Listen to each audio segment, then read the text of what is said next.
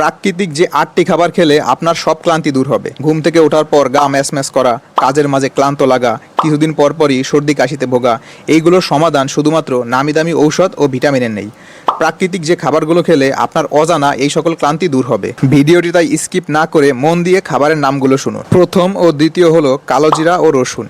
এরা natural antibiotic হিসেবে কাজ করে, যেইটা আপনার রোগ প্রতিরোধ ক্ষমতা বাড়াবে, ফলে আপনার রোগ বালাই কম হবে। তৃতীয় ও চতুর্থ হলো খাঁটি মধু ও খেজুর।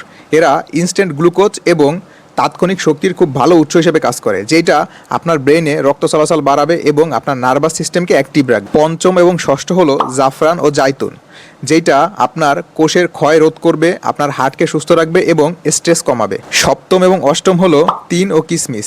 এতে প্রচুর পরিমাণে আয়রন ও ফাইবার থাকে, যেটা আপনার হজম শক্তি বাড়াবে এবং আপনার হাড়ের জয়েন্ট মজবুত করবে। এখন প্রশ্ন হলো, এই 8টি উপাদান আলাদা আলাদাভাবে জোগাড় করে সঠিক পরিমাণে মিশিয়ে খাওয়া কি সম্ভব?